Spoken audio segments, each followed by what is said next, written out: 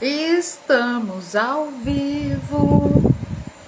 Hoje uma live muito... Aliás, vou até botar meu chapéu aqui de Indiana Jones, de sobrevivencialista. Tcharam. Tô até de sobrevivencialista aqui hoje. Tô armada. Oiê! Oi, Isabela! Oi, Luizinho! Tudo bom? Hoje eu vou falar de coisas importantes. Eu que moro aqui na selva, olha, eu vou contar uma coisa. A Isabela tá aí. A Isabela me falou uma coisa tão engraçada outro dia. Eu vou contar, Isabela. Ela falou assim, ó. A doutora Cláudia, ela deve ter um portal que ela mora, que ela desaparece. Aí a gente chama, ela aparece. Aí depois ela desaparece. Eu falei que eu moro num portal mesmo. O Luizinho sabe onde eu moro. No portal. Ai, meu Deus do céu. Ai, minha gente. Olha lá, pode ser, mas pura verdade. Eu tô no meu portal, tá vendo? Aqui é a minha casa, ó. Cheio de barbante de macramê. Ó, eu tô até com bússola hoje. Defendendo os sobrevivencialistas. É o portal mágico da doutora. Some. Então, mas o Luiz sabe, ele ficou um tempo aqui nessa mata aqui, então ele sabe como é que é aqui, né? A gente tem que ser sobrevivencialista mesmo. Oi, Diego. Tu vai entrar, Diego? Pede aí. Ah, já tá pronta? Casinha lá? Não xingar não, tá bom, não vou xingar. Oi, Denise, tudo bom? Delícias do litoral aqui, ó. Delícias da D. Aliás, quem é de Itanhaém, gente, olha, precisar de alguém que cozinhe, ela é personal chef. Tudo de bom, né, gente? Oi, Rick. Como faz para entrar? Espera aí que eu vou te convidar, Diego. Espera lá.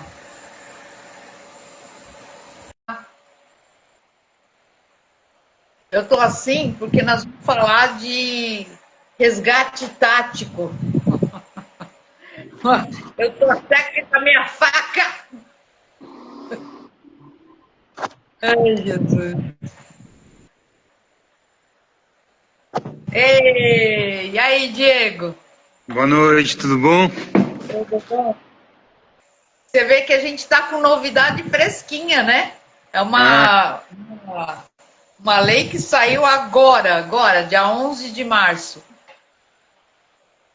mas essa lei ela tava até alguma coisa relacionada de 2010, não tem?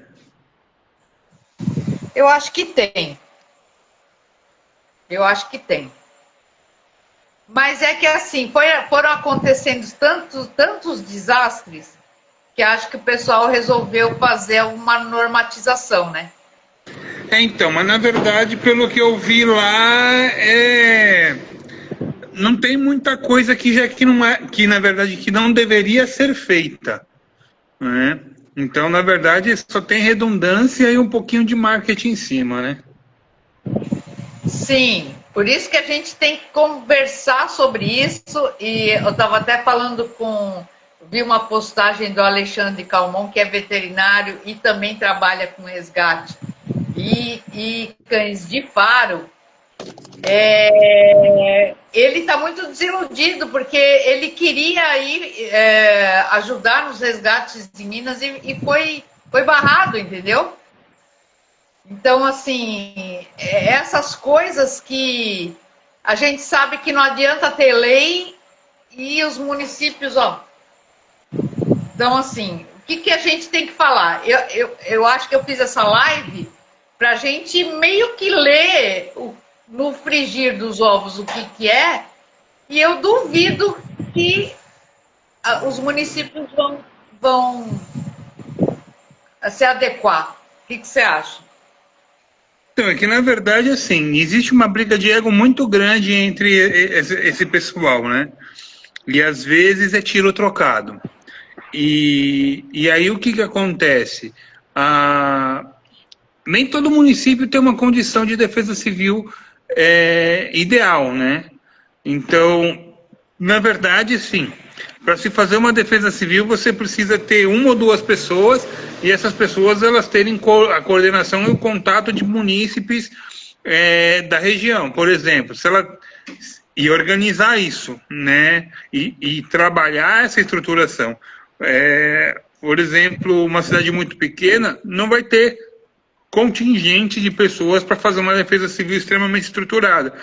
Mas se o coordenador conhecer pessoas que mexam com escavadeira, né? Pessoas que mexam com animais, seja da prefeitura, seja particular, ele vai organizando, chamando, pegando o contato dessas pessoas e organizando, e às vezes me dando um treinamento ou conversando e alinhando os planos de contingência.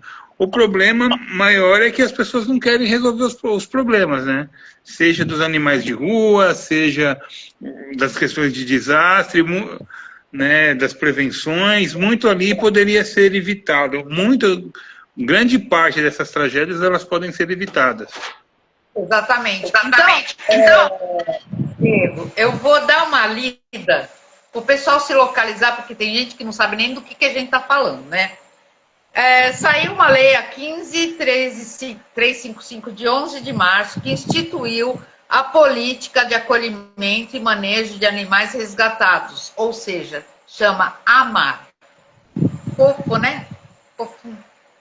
A norma cria diretrizes nacionais para o marketing, né? É o marketing, na verdade eles estão fazendo marketing, porque quando você for ler a lei, você vai ver que tudo isso já deveria estar.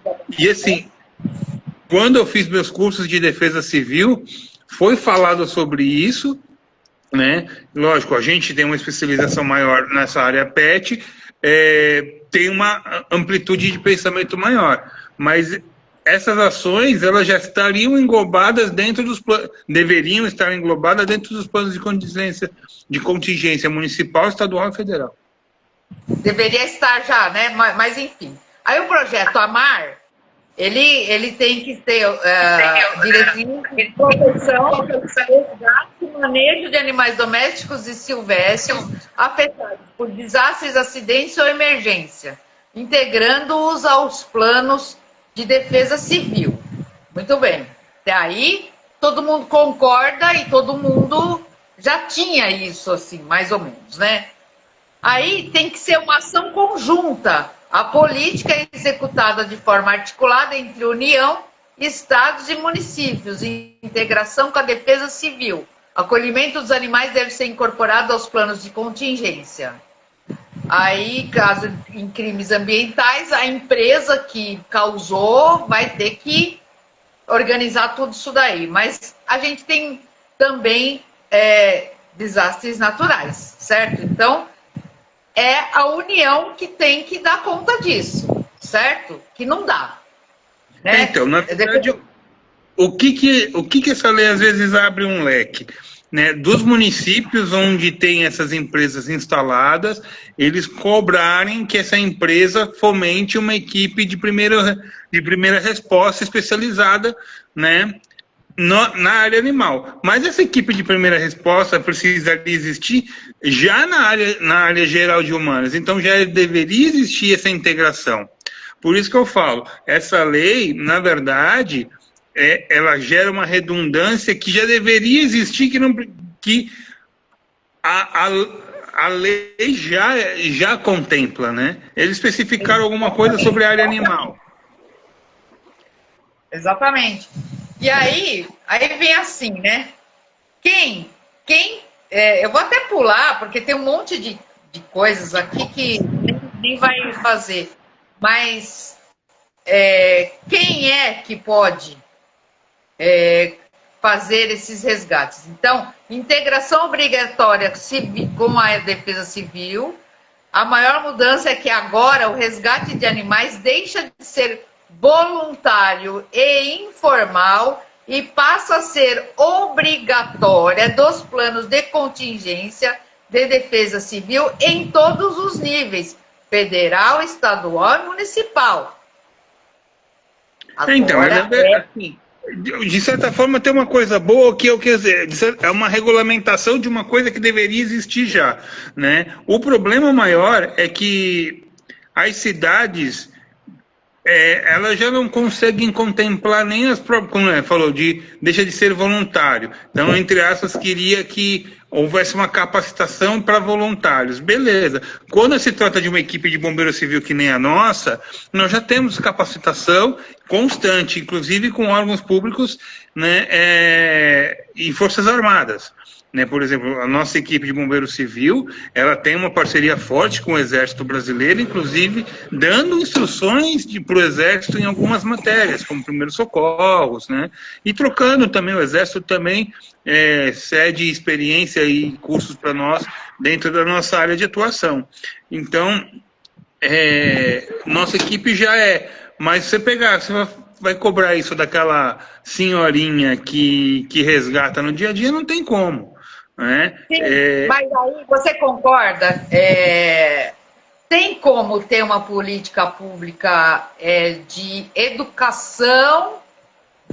Então, assim, o que aconteceu muito, e eu sei, conheço gente que estava em Brumadinho, que estava em Mariana, enfim, os voluntários, as protetoras, mais atrapalharam do que outra coisa. Quase que os bombeiros tiveram que parar de resgatar os animais por causa que os protetores queriam ir à frente, misturavam animais que estavam com sinomose e saíam para passear com o cachorro com sinomose. Esse tipo de coisa que mais atrapalha do que ajuda. Então, já que tem essa lei, eu sei que a prefeitura, por exemplo, a minha cidade tem 120 mil habitantes, não é tão pequena, mas não temos nem zoonose. Então, o que acontece? É que, infelizmente, nós temos os turistas de catástrofe, né? E eu entendo a reticência das forças de segurança, de certa forma, de impedir que essas pessoas fossem, porque eles já tiveram muito problema. Inclusive, agora, nessa última de Minas Gerais, a gente sabe de coisas bem complicadas que aconteceram lá. Nossa equipe esteve lá, nós estivemos em Ubá, e eu não fui, tá, quando eu falo nossa equipe, porque nós somos realmente uma família, uma equipe, né? Eu fiz uma parte da coordenação aqui de São Paulo, devido ao trabalho, mas nós tivemos pessoas lá que ficaram lá cerca de 10 dias, quase, né? E assim, há muitos problemas, né? Desde pessoas que não têm capacidade técnica e, na verdade, geram mais problemas, porque você imagina, você está numa busca de pessoas desaparecidas, do resgate de pessoas, e aí você pega uma pessoa que não tem capacidade técnica e gera mais uma vítima que não deveria estar lá. Outra situação é pessoas que até têm capacidade técnica, mas vão lá mais interessados em fazer seu próprio marketing pessoal do que realmente trabalhar na humildade. Então, às vezes desacatam as ordens, né, dos órgãos competentes. Então, por isso que às vezes eu entendo. Essa ida, ela é conquistada pouco a pouco. Por exemplo, nossa equipe de bombeiro voluntário já trabalhou Santa Catarina, essa última do Rio Grande do Sul.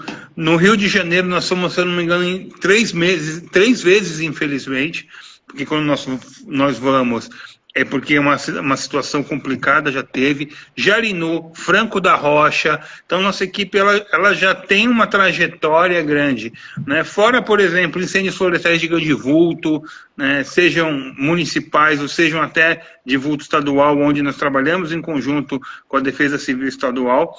Então, o que acontece? Nós fomos galgando isso de pouco a pouco, né? Mas, assim, tomamos muito não. E, de qualquer maneira, assim, nós também não vamos sem autorização dos órgãos competentes. Então, a primeira coisa que nós fazemos é entrar em contato, né, e mostrar a expertise da equipe e falar que estamos às ordens. Como nós já temos essa bagagem, né, graças a Deus, temos mais acertos do que erros, porque eu não vou falar que a equipe não errou também. A gente acaba tendo sempre alguém que fala, não, eu conheço essa equipe, pode deixar vir. Né? Por quê? Porque nossas horas, eles sabem onde eles têm que atuar, eles sabem se colocar. Se eu mandar a equipe varrer ali o lugarzinho, ele vai varrer e não vai reclamar. Né? Porque eles estão aqui para ajudar, não para se promover. Com isso, a gente consegue até entrar na zona quente. Né? Mas assim, a gente galga a confiança dos profissionais lá. Sim, exatamente. E aí, o que eles falam aqui, né? Que tem que ter a presença de médicos veterinários, cadastro no CIRA, que ficou instituído o Sistema Nacional de Identificação e Recuperação de Animais, que é registrar os donos, enfim, a prioridade no acolhimento, o bem-estar, controle de zoonoses, educação e prevenção, enfim. O que eu vejo muito, o que eles estão tentando fazer?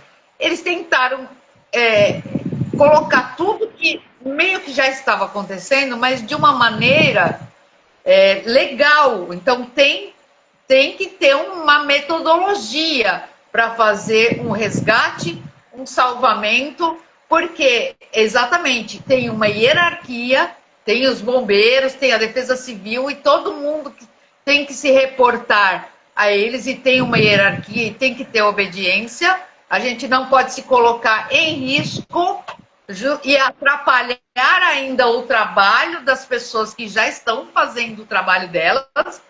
Então, eu acho que assim, é um começo de acabar com o improviso. Vai acabar? Não. Porque realmente não tem contingência, não tem pessoas também. Então, teria que ter treinamento para quem quer ser voluntário. Até para quem quer ser voluntário, tem que ter um treinamento. Nós estamos falando de Brasil, mas lá fora é uma coisa muito comum de ter. Lá fora, na maioria dos países, os próprios bombeiros que atuam no dia a dia são voluntários. Se você pega no Chile, na Argentina, por exemplo, na Argentina, tem especialização na Argentina, basicamente, o único bombeiro que é federal, né, ou que é estatal lá, é o de Buenos Aires. Os outros todos em volta, nas outras províncias, eles são voluntários. Né? Então, essa cultura de estatização de força de segurança em geral se dá no Brasil. Inclusive, lá fora, tantas polícias não, os bombeiros eles não fazem parte da polícia, como até um pouco tempo aqui no Brasil fazia, que todo o corpo de bombeiro era uma divisão da polícia, né?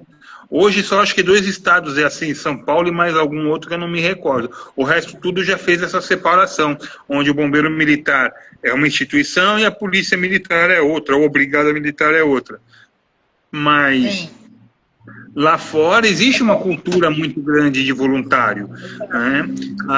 Aqui, assim, aqui a gente tem uma cultura muito grande do ajudar, mas não, entre essas, de se preparar. Né? Como você falou, a parte de prevenção é muito importante, que ela deveria vir, que as defesas civis deveriam coordenar, inclusive junto com secretarias de educação, para que essa daí fosse introduzida nas escolas.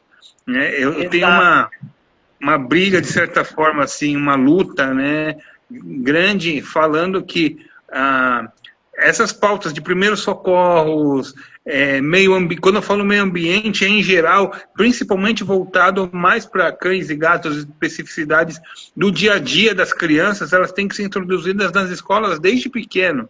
Né? E você coloca pautas de defesa civil, de primeiros socorros, de meio ambiente, e isso daí tudo depois vai se intrinsecando, né? Eles vai se mesclando, e você vai preparando melhor um ser humano melhor.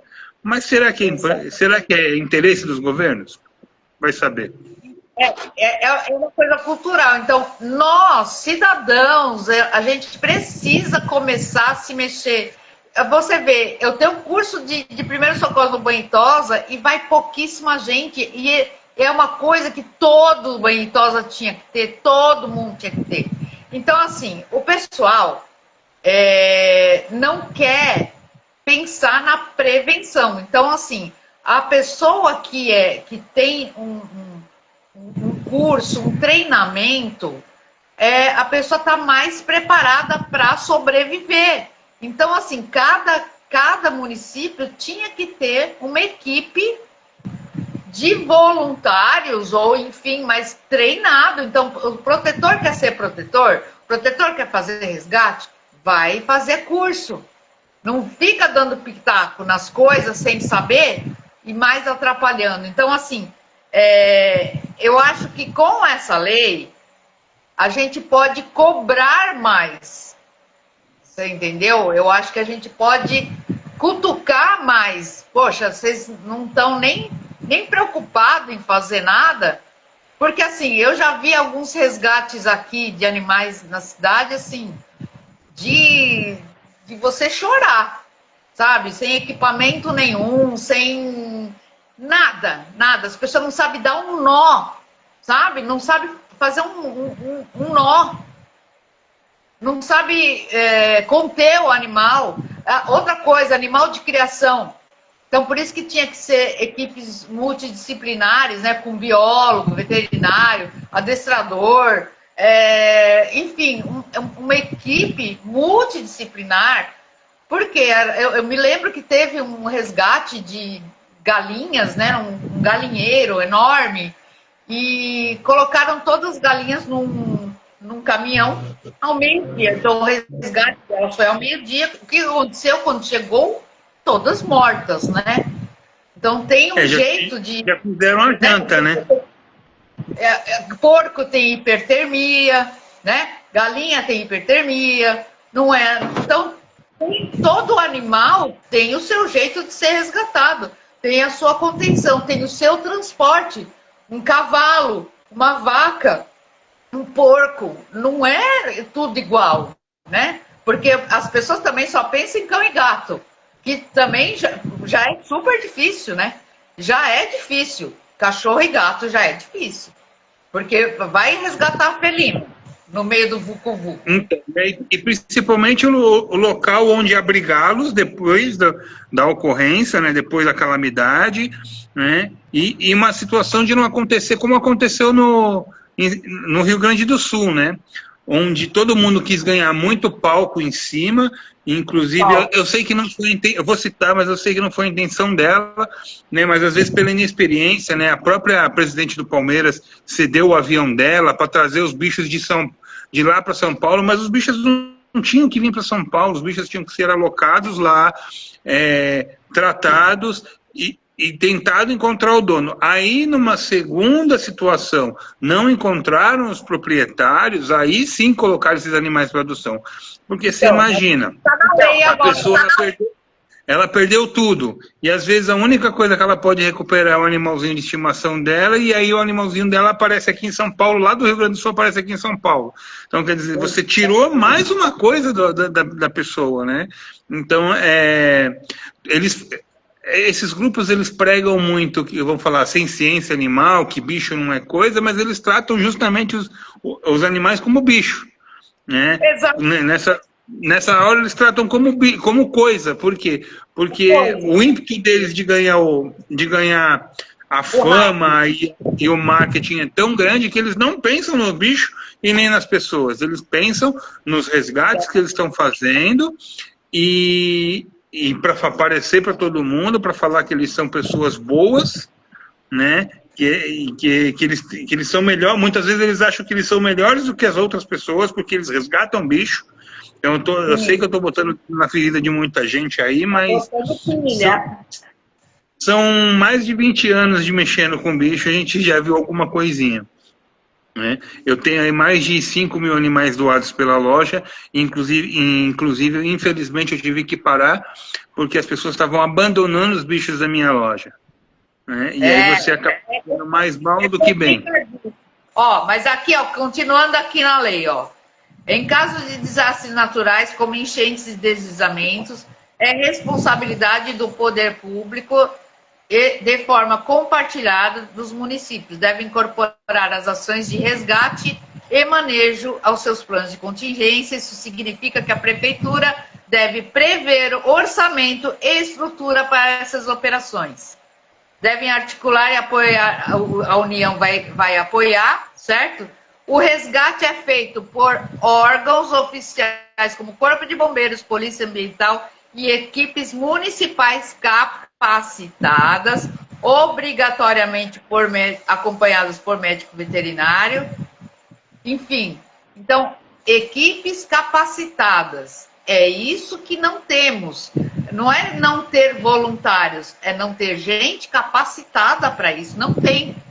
Não tem. É ponto final. Uma outra coisa que você falou nessa lei aí, que você disse muito bem, a equipe ela tem que ser multidisciplinar, né? E aí eles colocam na lei que precisa ser acompanhada por veterinário, quer dizer que você descarta toda uma gama de profissionais que precisam estar lá no local e joga tudo nas costas do veterinário, né? Então, de qualquer maneira, não está fazendo a função que teria que ser feita. A lei ela tem que ser construída não pela emoção, e sim pela tecnicidade, né? E aí eu vejo muito disso. Então faltou profissionais, abrir o leque para profissionais de biologia, zoologia, né? Além dos próprios médicos veterinários, né? Os técnicos e veterinárias que hoje existem, né? Então a lei ela foi escrita mais na emoção do que propriamente com uma necessidade maior. Que, assim, é uma coisa lógica que tem que ter um veterinário para acolher esses animais e tratá-los, estão feridos, enfim, óbvio que tem que ter o veterinário. Mas só o veterinário, essa equipe não tinha que ter um biólogo, né, uma pessoa que também saiba comportamento, alguma coisa assim, para ajudar nessa contenção dos animais, no resgate dos animais. Então tem que ter gente de outras... Porque em cada especialização existe a especialização. Então, por exemplo, um veterinário ele pode ser um exímio dermatologista, mas ele não tem experiência tão profunda em cirurgia, ou em resgate, ou na clínica médica ali. O biólogo ele pode ser um biólogo especializado em plantas. Ele pode ser um biólogo especializado em animais silvestres, em serpentes, e assim, ele tem o conhecimento? Tem, mas ele não é tão aprofundado como um outro específico. Por isso você precisa ter uma equipe multidisciplinar e às vezes não só um profissional, vários profissionais. Às vezes, vamos lá, um agricultor ou o cara do agro lá, fugiu o nome do cara, né, que mexe com essa parte. Também é necessário, né? Para quê? Para um zoólogo, porque aí ele pode entender um pouco mais de animais ou o próprio veterinário especializado em animais, né, de produção. Não é só um veterinário, mas o veterinário é pet, mas e os de produção? E os, como você falou, os porcos, os bois, as vacas, os cavalos. Você precisa saber, né, ter essa experiência de lidar com as doenças, com as lesões que esses animais têm, né? E o veterinário que mexe lá 30 anos no mercado, e em 30 anos ele mexe com cão e com gato, ele vai saber mexer com boi e vaca superficialmente, né? Agora, aquele veterinário que mexe com gado, ele vai bater o olho e falar, não, é assim, assim, ele já tem todos os caminhos para resolver o problema. Então, precisa de ter essa amplitude. Agora, assim, o que eu acho importante, resumindo essa lei, e que já está em vigor e tudo, eu acho que tenta, pelo menos, não sei nem como é que eles vão fiscalizar uma coisa dessa, mas assim, vem a reflexão, e a gente que trabalha, né, Diego, você trabalha também com isso e conheço, assim, a gente conta nos dedos, na verdade, a gente sabe que tem o GRADE, tem um lá em Minas, tem um pessoal no Rio de Janeiro, com resgate tático, com coisas de desastres, essa coisa de prevenção, tem muito pouco profissional se dedicando para isso, né? Então, assim, o que eu vejo, eu acho que o começo para tudo, agora, nesse momento, de repente, vamos supor, pega as cidades do litoral sul, Peruíbe, Itanhaém, Mongaguá, Praia Grande. Eles pegam as prefeituras, quem vai querer participar de um treinamento, pessoal de defesa civil, e tipo, vai uma equipe como a nossa, vou eu, você, mais um biólogo, uma coisa assim, e a gente faz um treinamento para esse povo. Entendeu? Não é difícil uma coisa dessa. Então, eles têm que começar a se mexer para eles terem... Pô, o Peruíbe ficou embaixo d'água no mesmo tempo que Minas Gerais ficou, é que não deu tanto hype. Mas o Peruíbe ficou embaixo d'água, o pessoal perdeu tudo. Lá, pelo menos, tem zoonose. Aqui tem... O problema maior, o que é? Eles fazem a lei, mas eles não destinam o orçamento para isso. Então, da onde vai vir esse orçamento? Exatamente. Então, porque o que a gente vê muito, sabe? Boa parte dessas equipes de resgate, né, ou dessas pessoas que vão resgatar, são profissionais da área, mas do próprio meio estatal. Então, por exemplo, o pessoal mesmo do Rio, ali tem policial militar, tem bombeiro militar, então quer dizer, o pessoal já é do meio, aí ele sai, às vezes está de férias ou pede licença para ir atuar nesse lugar quando não vai de maneira oficial. Né? A gente não tem, são poucas realmente equipes civis que fazem isso. Até porque há um próprio preconceito, né? Que fala os paisanos, né? Os paisanos têm que ficar no outro local. E, na verdade, o que acontece? Os paisanos que, na hora H, resolvem junto com as forças de segurança. Né? Sobre a orientação das forças de segurança, são os paisanos que dão a força lá para... Né, dão um MOOC também para ajudar. Então, precisa... o que a gente... Tem que ter essa prevenção, não tem quem vai fiscalizar, quem que vai fazer, se não fizer, o que vai acontecer. Então, assim, é uma lei, que nem você falou, marketing, né? É um marketing que eles estão fazendo, que faz de conta que a gente tem um projeto de resgatar os animais, e para mim é um faz de conta, sabe? Aqui não vai... Eu acho que não vai funcionar, a não ser que, como eu falei, o pessoal vai se unir, vai fazer um treinamento, vai capacitar as pessoas, vai cadastrar as pessoas que podem se voluntariar. Então, você quer ser protetor? Vai se profissionalizar, você vai fazer curso, vai fazer... porque é muito fácil, sabe? Você falar... E você vai lá no meio do vucu-vucu, se colocar em risco, colocar o animal em risco e colocar a vida dos outros em risco, porque você quer, né, salvar o bichinho. E ninguém pensa nos outros bichinhos, né? Todo mundo só pensa no cachorro, no gato, e ninguém pensa, de repente, né, em lagartos e cobras e outros bichos silvestres, enfim. O pessoal só está pensando no cão e gato, no cavalinho em cima do telhado.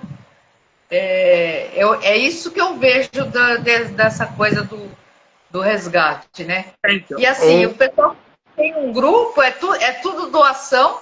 Esses grupos de resgate vivem de doação, de pessoal fazendo Pix e não sei o quê. É um absurdo. É um absurdo. Não, sim. Né? Então, o que a pessoa não entende é que as ações não necessariamente elas precisam ocorrer somente na zona quente, né? Eu costumo falar o seguinte: um operacional, sem o ADM não funciona, mas um ADM sem um operacional funciona. Então, o que acontece? A parte tanto de logística, a parte de organização, né, o que eu acompanhei lá com o pessoal do Rio Grande do Sul, né, sobre os resgates, né, a dificuldade que eles tiveram de alocar os animais, né, e de separar os animais, e de briga de animais dentro dos locais, né, por quê? Porque já é difícil, você já não tem local para abrigar as pessoas, imagine os animais. E aí você tem que abrigar os animais sem as ferramentas corretas, ainda mais com essa onda de querer proibir as ferramentas corretas, né? Então, como que você vai fazer um resgate de um animal sem poder usar uma guia unificada, por exemplo? Gente, o que é uma guia unificada? Só para o pessoal saber, quem não sabe, por exemplo, vamos supor que eu tenho essa guia aqui, até com o mosquetão na ponta. Se eu estou num resgate que eu preciso pegar, eu enfio isso aqui, ó, e faço uma guia unificada, você entendeu? E você consegue resgatar o animal. A guia unificada é mais ou menos isso. Então, assim, eu falo, Diego, que é o tal do negócio que não tem ateu quando cai avião, né? Não tem vegano quando acaba solto na mata. E também tem protetor e não tem salvamento de animal sem guia unificada. Você vai pôr peitoral no cachorro, você não tem Jesus. colocar um peitoral no animal que você não conhece, que por mais manso que ele seja no dia a dia, ele está sobre um estresse muito alto, onde a defesa dele é avançar, é não deixar as pessoas chegarem perto, em sua grande maioria, né? E outra, você precisa de uma ferramenta onde, se o cão tentar fugir, ele não consiga. Até mesmo uma coleira, ele vai conseguir escapar. Você passa 3 horas tentando resgatar um cachorro, por exemplo, e aí chega na hora, ele se assusta, você consegue colocar a coleira, chega na hora, ele se assusta, ele puxa a cabeça sai da coleira e ele volta para o meio do mato. Quer dizer, você perdeu 3 horas e o bicho ainda morre. Agora, com uma guia unificada, quanto mais ele forçar, mais ela vai se ajustar ao corpo dele, né? E aí você vai conseguir depois fazer outras medidas de contenção para encaminhar ele para o lugar certo. Outra, mas querendo morder também.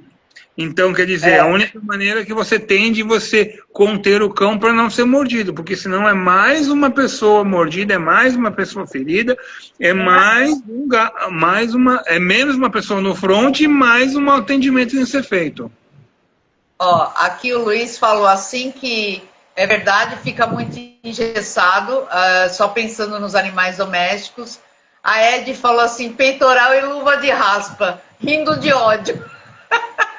Exatamente. O problema é que a política é feita por quem não atua. É exatamente isso. Entendeu? O pessoal não atua. Então, assim, a mesma coisa. Lógico que não vai pegar o gato pelo cangote no dia normal. Mas no dia do resgate, você vai pegar pela perna, pelo rabo, pela cabeça, vai enfiar dentro da política por quem não atua. Na verdade, assim, realmente a política é feita por quem não atua. Só que o problema é que quem chega nos políticos exigindo essa lei não atua ou tem propósitos fora, né? E às vezes não tem conhecimento, não tem propósito fora. Por isso que eu falo, as leis no Brasil, infelizmente, elas são feitas de uma ordem errada, né? E assim, elas são feitas mais pela emoção do que pela tecnicidade. Agora, você tem um problema instalado, vamos criar uma lei para resolver este problema, vamos estudar, pegar pessoas competentes, gabarizadas, criar o protocolo, criar a lei, fazer todos os procedimentos, passar a lei e aplicar. Beleza, mas aí, por exemplo, no caso do mundo animal, as leis são criadas por pessoas que têm uma ideologia, que na maioria das vezes não sabe a diferença de rabo e cabeça de cachorro, né? E aí elas criam por essa ideologia e por essa aparência toda, né, por tudo desse politicamente correto, que na maioria das vezes o politicamente correto é incorreto, né? Essa humanização dos animais, né? E quando a gente fala humanização, não é porque a gente quer que maltrate os animais, mas a gente quer que trate ele com as características inerentes à espécie. Humanizar o animal é o maior dos maus tratos. Olha lá, Diego. O projeto Katmandu aqui, que ela faz aquele programa SED, sabe? Captura, castra e solta, sabe? Ó, os políticos queriam proibir a marcação da orelha dos gatos. Então, mas assim, por que os políticos querem fazer isso? Porque um grupo que faz muito barulho e que tem uma ideologia chega neles e apresenta. E aí eles apresentam de uma maneira que é bonitinha, que é carinhosa, que é toda meiguinha. E aí você realmente, quando você fala alguma coisa nesse sentido, e com os argumentos que eles usam, realmente muitas vezes o político fala, não, realmente isso aí faz mal mesmo. Só que quando você apresenta o contraponto de tecnicidade, você fala, não, pelo contrário, né? Isso daí é o que vai ser responsável para a gente ter políticas e melhorias de condições de vida deles, por exemplo, alguma determinada ação. Né? Ou a determinada ferramenta, ela serve para isso, para que você possa impedir, por exemplo, um ataque ou uma briga, porque não é só meu cão que está preso na guia, que está comigo passeando na guia. Pelo contrário, o grande problema são os cães que estão soltos. Esses cães muitas vezes atacam o que está na guia. A própria coisa da focinheira. Você bota a focinheira num cachorro, o cachorro que está solto avança ele e ele não tem condições, às vezes, de rechaçar essa agressão. E eu não estou falando para ele brigar, mas às vezes dele revidar, rechaçar essa agressão e impedir que ela ocorra. Porque ele está de focinheira, então ele está vulnerável. Seria a mesma coisa que você botar um cara no ringue com a mão amarrada, nas costas, ele vai apanhar. E aí ele vai morrer. Agora, se você colocar ele num ringue com a outra mão, por exemplo, num caso de briga de rua, o cara pode ser que não, o cara tem condição de revidar, não vou mexer com esse cara. Mas se ele tiver com as mãos amarradas, o cara está de superioridade. Então, as leis propriamente ditas, muitas vezes elas são criadas pela emoção e não pela razão. E assim, leis que já existem. Né? Então, a lei de maus tratos animal já existe, você não precisa proibir uma ferramenta. Se essa ferramenta for utilizada de maneira errada, é punido. Hoje de madrugada aqui em Jundiaí, né? O cara matou o cachorro dele a facadas. Por quê? Porque o cachorro comeu a maconha dele, o pé de maconha dele. Foi preso. Né? Então vamos proibir as facas. Estatuto do desfaconamento. Ninguém mais pode usar faca porque as pessoas usam faca para matar o cachorro. Não vão proibir a faca. Então, na verdade, há um conjunto de ideologias. Né? É uma ideologia que está sendo imposta e, infelizmente, a gente está aceitando. E aí muitos se preocupam mais na lacração e no marketing do que propriamente atuar para modificação. Isso aí muito tempo atrás, agora que o pessoal está acordando. E lógico, sempre vai ter o grupo que tem um interesse específico. Né? Então, por exemplo... Alguém está ganhando com isso, alguém sempre atrás das leis, alguém está ganhando alguma coisa com isso. E a gente que trabalha no dia a dia com os animais, sabe que é difícil. O quanto é difícil você explicar, às vezes, o óbvio, sabe? Eu vejo, assim, é que nem a Ed é comportamentalista felina. Ela põe, às vezes, umas coisas que são óbvias no perfil dela, só que o óbvio precisa ser falado 10 mil vezes, sabe? Porque as pessoas são, como é que fala? Parece que elas entram numa lavagem cerebral mesmo, né? E às vezes a gente tem que falar o óbvio. Como é que faz? E agora, lá no Rio Grande do Sul, você que acompanhou, eu acompanhei também de longe, mas dando orientação. o pessoal tudo com corrente, os cachorros tudo com corrente, cachorros agressivos, cachorros, então assim, pessimamente alocados, acidentes acontecendo ali toda hora, mordidas, e não aconteceu isso? Então, a gente viu bastante coisa triste lá, né? Só que Rio Grande do Sul, de certa forma, foi uma questão bem à parte, porque assim, às vezes você pegava cachorros que estavam já uma semana né, isolados, e alguns cães debilitados, outros extremamente com medo, e aí você teve, por exemplo, até a própria situação de saques lá, né, onde as pessoas se aproveitaram para sacar, questão do próprio, das organizações criminosas atuando lá também. Então, foi bem complicado, né, as informações que a gente obteve de lá, foi uma situação bem complicada. Os abrigos lotados, aí, assim, a pressão popular e justamente a questão de querer pegar e doar cachorro a todo custo, né? Na verdade, assim, de certa forma, se livrar do problema, né? Então, Rio Grande do Sul foi uma grande escola para muita coisa, para o que funcionou e também para o que não funcionou. Rio Grande do Sul, que eu acompanhei, talvez tenham sido, assim, um dos melhores, dentro das condições, lógico, né? Caso também de logística animal, de abrigo animal também, pessoal com muita competência, teve muita gente competente que foi para lá e organizou. Eu vi, por exemplo, onde os bombeiros voluntários atuaram, eu vi uns abrigos assim, que dentro das possibilidades estavam sendo bem organizados, né? E então a gente acaba, como eu falei, foi uma grande escola para todo mundo que, né, e assim, do que se pode fazer e do que se não pode fazer. Tanto que talvez por isso que, tanto em Juiz de Fora como em Ubá, que foi a cidade onde a equipe foi, houve também essa segurada. E uma outra situação, né? Todo mundo fala, eles não estão aceitando a nossa ajuda. Mas a gente sabe se eles têm condição de alocar e de alimentar esse grupo que está indo lá.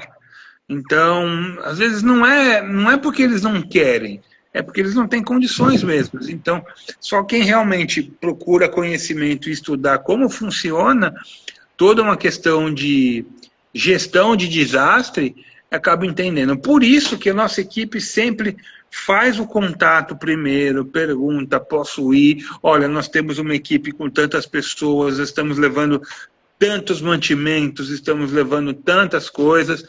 Para quê? Para que realmente a equipe ela seja funcional e não mais um fardo para quem já está lá no local. Né? Porque já tem tanta coisa para se gerir. E assim, isso daí não é um privilégio nosso, não. Alguns anos atrás teve uma situação no Equador também, que o coordenador nacional do Equador falou, não venham para cá. E todo mundo criticando, ele falou, não venham para cá, a gente não tem onde botar vocês, não temos condições de alocar vocês. Né? E aí todo mundo criticando, e na verdade não, ele estava justamente tentando organizar e fazer o melhor. Aí a partir do momento que ele, às vezes ele não tem nem ideia da dimensão do que aconteceu ou que ainda está acontecendo. Então, a partir do momento que ele consegue ter essa ideia, ele consegue decidir, alocar, encaminhar a pessoa, aí sim ele pode receber ajuda, e aí ele vai pedir ajuda. E aí é o que eu falo também sempre nos meus cursos, até o mais básico de primeiros socorros, eu sempre dou uma pincelada eu puxo a sardinha para o sobrevivencialismo e como a gente tem que ter um pouco da cultura de sobrevivência que a gente não tem e a gente se espelhar nos Estados Unidos, Japão, o europeu como um todo, eles têm um pouco mais de cultura de preparação. E eu falo assim, tem duas frases que eu adoro do sobrevivencialismo, 3, inclusive. Vou falar aqui as 3. Primeiro que, assim, o dia fácil foi ontem. O sobrevivencialismo sempre assim, o dia fácil foi ontem. Então, se prepare, né? Se você não tem estratégia, você está na estratégia de alguém. Então, assim, a partir do momento que você não tem estratégia nenhuma da sua vida, você não tem preparação, você está na estratégia do governo. E você sabe que a estratégia do governo nem sempre é estratégia boa para você, né? E mais uma frase que o pessoal do sobrevivencialismo fala é que, assim, você se prepara, você espera o melhor, mas você se prepara para o pior. Você sempre espera o melhor. Eu espero não ter que usar as coisas que eu preparo, né? Todos os meus kits de fogo, kit luz, kit não sei o quê, comida. Eu espero realmente não usar, mas e se a gente tiver que usar? E se a gente tiver que salvar alguém, né? É que as pessoas também, elas associam a sobrevivencialismo a uma questão puramente de mata, né? Mas, assim, a gente trabalha com a parte sobrevivencialista urbana.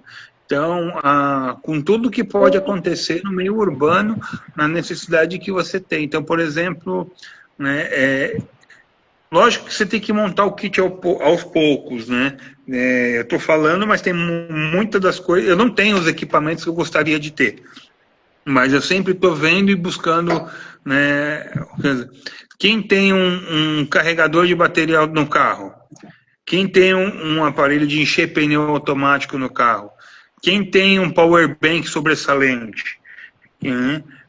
Para não ficar sem sinal de celular, né? Quem tem um isqueiro, pelo menos? Quem tem uma faca multiuso? Né? Porque a faca multiuso ela serve para muitas coisas. Então, isso tudo no meio urbano. Quem tem uma lanterna? Quem anda com uma lanterna todo dia? Então, e assim, são coisas periódicas no meio urbano. Quem então, tem uma rota de fuga? Alguém tem uma rota de fuga? Se você precisa sair porque está tendo alguma coisa, você sabe para onde ir? Você combinou com a sua família, se tiver alguma coisa, vocês se encontrarem em algum lugar? Vocês já falaram isso na vida? Isso é coisa de gente maluca, que nem eu. Não, então, mas assim, é o mínimo. Na verdade, assim, as pessoas muitas vezes elas sabem e acabam não. Muita gente sabe dos pontos de alagamento dentro do seu percurso e da sua cidade. Pois é. Então, se você... É uma coisa, por exemplo, é uma coisa que eu sou até chato nesse ponto. Eu falo que é um ciclo entre a entrada de uma nova gestão municipal até o primeiro ano da gestão municipal, né, a virada do primeiro ano, sempre tem uma enchente na cidade. Então, a média de você aqui onde eu moro, de você ter os pontos de alagamento, onde sempre tem, é de 4 a 6 anos. Entre 4 e 6 anos, dependendo do clima, você tem um problema com excesso de chuva e deslizamento na cidade. Então, esse ano teve, em menor escala, mas teve aqui. Esse ano a gente teve mais problema com excesso de chuva, teve alguns pequenos alagamentos, mas um excesso de chuva nas estradas de terra, porque o meu município, ele talvez seja 70%, 80% rural, apesar de não ter área rural. Nós temos uma grande área de região de chacras, essas coisas assim, que não tem asfalto. Então, nós temos muitos locais que estão com problema de... E aí, hoje mesmo, eu vi uma situação onde a própria ambulância precisou fazer um atendimento e não conseguiu chegar. E aí, os moradores botaram o rapaz num carrinho de mão para levar até o ponto onde a ambulância conseguia chegar. Então, mas assim, eu moro na cidade há 26 anos. Nesses 26 anos, quantas gestões já passaram? Né? Então, nenhuma resolveu, nenhuma se preocupou com isso. Né? Por quê? Porque é muito fácil você ter o problema para vender a solução. Exatamente. E eu volto todo ano bater. Eu não sei nem para onde eu vou com 14 gatos e o Napoleão. Napoleão é um cachorro que chama, na verdade chama Apolo, mas eu chamo ele de Napoleão. Então, mas tem que ter até plano para você não fugir, para você ter a sua sobrevivência no seu local. Então, é aquela coisa, ou eu vou sair ou eu vou ficar. Se eu for ficar, como é que vai ser? Então, tudo isso é planejamento que a gente tem que fazer. Ano, mata, seja onde for, a você se preparar, você ter que pensar, por exemplo, alguém sabe, começa a greve dos caminhoneiros, alguém foi fazer uma comprinha mais, a minha já está feita. Então, essas coisas. Então, eu falei, a gente hoje está tão acostumado com as facilidades que acaba não pensando nisso, né? Mas, e outra, é difícil hoje a gente ter uma fonte confiável de informação. É engraçado, antigamente nós tínhamos uma grande dificuldade de ter informação, mas as poucas informações que a gente conseguia, geralmente elas eram confiáveis. Eu falo isso de questão de estudo, não na questão da mídia em si, né? Hoje nós temos muita informação rolando, mas saber a veracidade e a confiabilidade dessas informações está difícil. Então você acaba tendo que, né, às vezes você tem muita informação e assim, isso está ocorrendo até, por exemplo, com as grandes mídias, né? Se você pegar as notícias, você vê que, tipo, vamos lá, uma falou, ciclano cortou o cabelo, a outra vai falar a mesma coisa, ciclano cortou o cabelo, a outra também, ciclano. Então, uma copia, você Ctrl-V, o copia e cola de... Ninguém vai lá e fala, não, ciclano cortou o cabelo, vamos lá saber se o ciclano cortou o cabelo, onde cortou o cabelo, por que ele cortou o cabelo. Aí nós fazemos a nossa matéria, né, falando, olha, ciclano cortou o cabelo porque sofreu um acidente, precisou raspar a cabeça. A Reuters manda, sai todo mundo falando a mesma coisa. Então... e agora com inteligência artificial, gente, tem um monte de... Nossa, cada absurdo às vezes que aparece. Você fala, gente, é mentira isso, um vídeo mentiroso, enfim. Tá difícil mesmo de saber, mas enfim, né? A gente tem que se informar em canais que a gente tenha uma certa confiança e se preparar. Então, assim, só para a gente arrematar, né, Diego, também para a gente não ficar aqui 3 horas e meia, porque senão a gente vai conversar até amanhã. Para a gente arrematar o nosso assunto sobre essa lei, eu acho que a gente chegou num consenso que é muito marketing e pouca ação de verdade. Vamos ver como que eles vão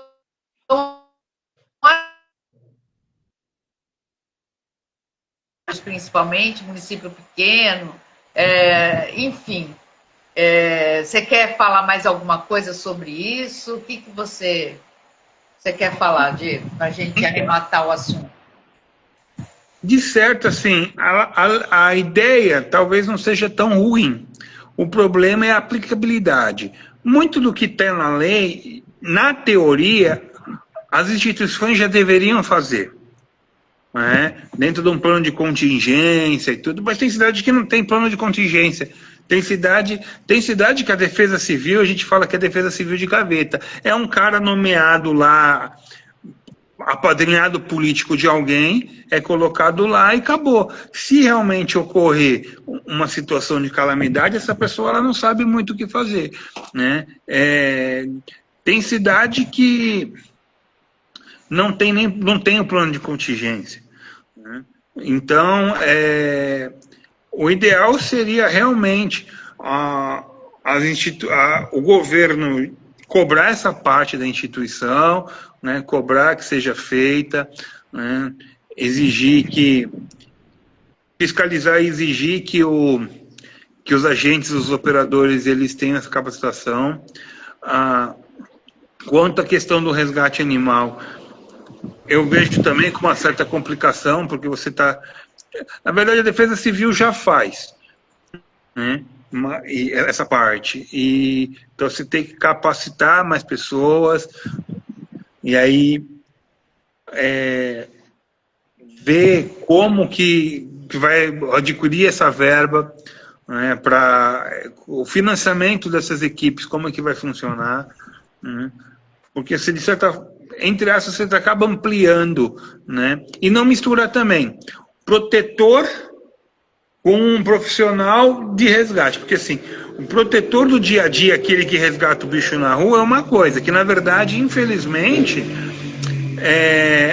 99% dessas ONGs são mais depósito de cães do que propriamente um lugar pautado no bem-estar. Inclusive, 99% dos CCZs são depósito de animais e não estão pautados no bem-estar, né? E o pessoal fala muito em bem-estar, mas não aplica. Não aplica aos 5 domínios, né? A pessoa gosta de falar muito de 5 liberdades, mas na verdade são 5 domínios. Então, é importante saber como que vai vir esse financiamento. E justamente os órgãos públicos, né, em áreas que tenham empresas que podem gerar esse tipo de desastre, seja vamos falar, tecnológico, seja, né, natural, né, essas equipes, que essas empresas mantenham uma equipe. Só que a gente tem que entender, no almoço grátis. Então, se dependendo do ramo da empresa, as coisas vão aumentar. Se ela tem um custo maior, talvez os salários que ela vai pagar vai ser mais. Por quê? Porque quanto mais o governo fiscaliza, quanto mais o governo tenta mandar na gente, criar normativas para nós, mais cara e pior fica a nossa vida, né? Então, até com relação às ferramentas, meu posicionamento é da liberdade total da ferramenta, né? E não importa quem seja, não importa se é profissional ou se é o dono no fim na ponta da lança lá, que a pessoa arque com a responsabilidade do mau uso dessa ferramenta. Então, exatamente. Então, aqui, ó, o governo não tem uma cara. Os nomes, né, trocam a cada 4 anos e a hierarquia também. Então não existe vínculo e cobranças, e vai sendo empurrado, e as coisas vão sendo empurradas, e por isso que a gente não vê as coisas acontecerem, porque um vai empurrando, vai levando de qualquer jeito, enfim, é isso. É isso que a gente vê. Né, que eu englobo essa questão dos desastres como segurança pública, tá? E aí a gente fala o seguinte, a segurança pública, ela tem que ser... ela não é um plano de governo, né? É um plano de Estado. Então, não importa o governo que entre, as leis e a doutrina, ela tem que ser uma doutrina de Estado. Então, pois tem que haver uma certa blindagem para alguns órgãos, onde o governo não chegue lá, o governante entrou, tire X e bote Y só por meu prazer. Não, a linha tem que ser seguida, tem que haver um corpo técnico, ela tem que ser seguida, ela não pode ser política de governo, tem que ser política de Estado. Então, né, e aí ela sempre vai se manter na linha, não importa quem entre, que seja mais para um lado ou mais para o outro, aquela linha ela tem que ser seguida. E isso seja na parte de segurança pública, na questão de certa forma, da violência urbana em geral, ou seja na questão de saúde e calamidade pública, né? Então, a gente teria que fazer isso. Teria que, por exemplo, blindar as defesas civis a nível estadual, municipal e federal, para que não mudando o governo, não vire, por exemplo, uma questão assistencialista, e sim, né, justamente pautada em prevenção, em capacitar as pessoas tanto a sobreviverem, mas muitas vezes aqui não ocorram isso. Exatamente. Muitas coisas, vamos lá. E eu acho assim que tem que estar acima do sistema, né? Então, mas por que muitas vezes o desastre ocorre? Tem que estar acima. Porque o governo deixou a população que não tinha condição financeira se instalar num local onde não era apropriado. Então, esse grupo teria que ser retirado dali. Falar, não, aqui vocês não vão, mas nós não temos condição. Olha, vamos ter que estudar outros meios, mas aqui vocês não podem ficar. Né? E tem vários exemplos que a gente vê, por exemplo, tem um exemplo de um lugar aí, se eu não me engano, não sei se é Diadema ou é São Bernardo, alguma coisa, mas é uma cidade aqui em São Paulo, que teve uma invasão, a prefeitura foi lá, reorganizou tudo, construiu as casas novamente. Quando você viu, a pessoa fez o puxadinho pegando a calçada. Então, quer dizer, as pessoas já estão entrando dentro da rua que estava organizado. Então, o órgão público não pode deixar que isso ocorra. Né? Por quê? Porque está atrapalhando a vida de todo mundo e também a própria segurança. Então, eu acho que poucas coisas o Estado pode interferir na nossa vida ou deveria interferir na nossa vida. E, na verdade, eu acho que... Eu acho que, assim, que tem acontecido muitos políticos entrando para causa animal e nunca foi pelos bichos, como diz o Wagner Ávila, nunca foi pelos bichos.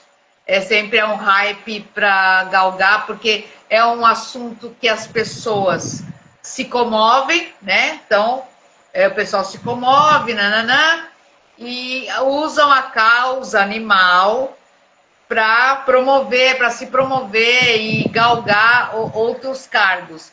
E nós, profissionais da área, não concorrem, né? E não tem a coragem de falar que é da causa animal, porque é tão complicado a causa animal, sabe, que não dá para se resumir, vamos fazer um pix e salvar esse cachorrinho e não sei o quê.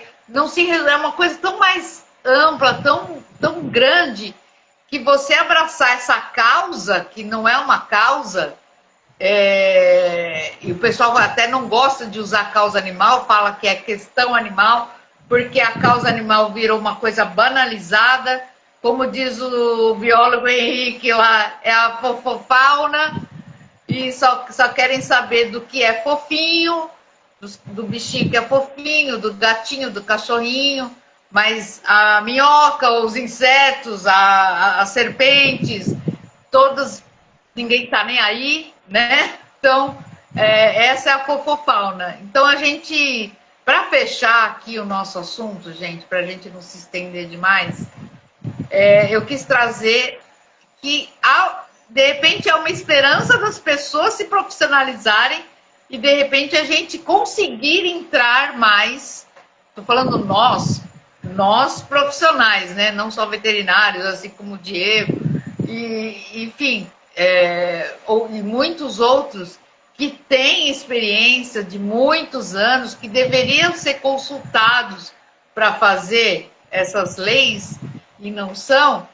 Então, eu queria fechar esse assunto hoje, ter explicado para vocês mais ou menos o que é, e que vocês, como cidadãos, têm que se preparar, vocês têm que ter o seu próprio preparo, a sua própria estratégia, e cobrar, então, dos seus políticos, né? É isso que nós temos. Não é, Diego? Quer falar no final aí, pra gente aí matar? Então, o que você falou é muito pertinente, né? O problema é que, assim, realmente, o bicho dá voto e bicho, quando você utiliza da maneira fofinha que eles falam. uma coisa que o grande problema é que as pessoas, muitas vezes as pessoas que, entre aspas, defendem o lado certo, elas não geram também tanta confiança de que elas estão defendendo lado, por exemplo, o lado dos criadores, porque elas realmente estão defendendo o lado dos criadores. Muitas vezes elas geram a impressão que elas estão lá por interesse próprio. Então nós temos uma grande dificuldade de buscar um representante para a classe que realmente esteja interessado em fazer as coisas da maneira correta, né? Então, o que eu falo para vocês é isso. Observem bem para quem vocês vão votar na questão política, né? Não se iludam com qualquer rostinho bonito, entre aspas, né? Ou com qualquer discurso bonito para qualquer lado, seja a favor dos criadores, dos adestradores, seja contra ou às vezes. Então, sempre tente ter discernimento, sempre tente escutar, observar, ver as ações, ver o trabalho em si, né? E assim, qualquer pessoa que pregue interferência do Estado na sua vida, corra, minha visão, tá? Corra. Então,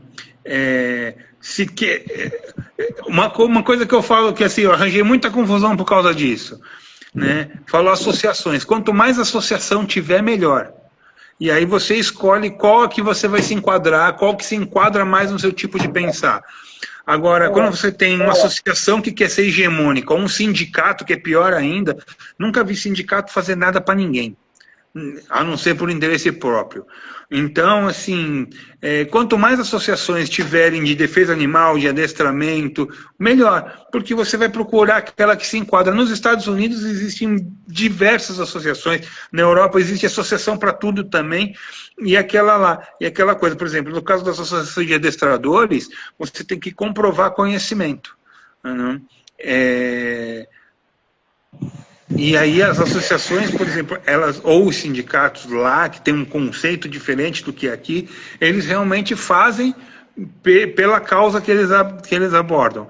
Então, aqui no Brasil, infelizmente, a gente tem que correr tanto de sindicato e tomar cuidado também com associações que a gente vê. Infelizmente eu vejo também uma inoperância dos cartórios sinófilos, né, que hoje também se ampliou, mas existe essa briga, né, que um cartório quer hegemonia e fala que os outros não valem, e os outros estão brigando para falar que eles valem, e aí, mas assim, eles brigam com o que é maior e brigam entre si também. Então, enquanto nós não entendemos que quanto mais opções a gente tiver, melhor, vai baratear valor, a gente vai ter opções de procurar assim, a qualidade e o equilíbrio entre qualidade e valor, né, e preço e qualidade, então você vai encontrar o melhor valor. Então, quanto mais a gente tiver opções, melhor. Então, verdade. Nós estamos agora num ano e numa época bem complicada, porque é ano eleitoral, e é ano eleitoral para os cargos dos executivos maiores, né? E também do legislativo. Então, é isso. Não se comovam com palavras bonitinhas, e quando alguém fala alguma coisa, você vá pesquisar realmente o que a pessoa fez, o caráter da pessoa, e se o que ela está falando é técnico. Eu acho que a palavra melhor é técnica, né? Se é técnico, se é funcional, se é real. Às vezes o que é técnico não parece tão bonitinho, mas é o que vai dar resultado no final. E aí é o que vai realmente girar para o bem-estar animal, para o bem-estar da fauna, flora e o nosso também. Exatamente.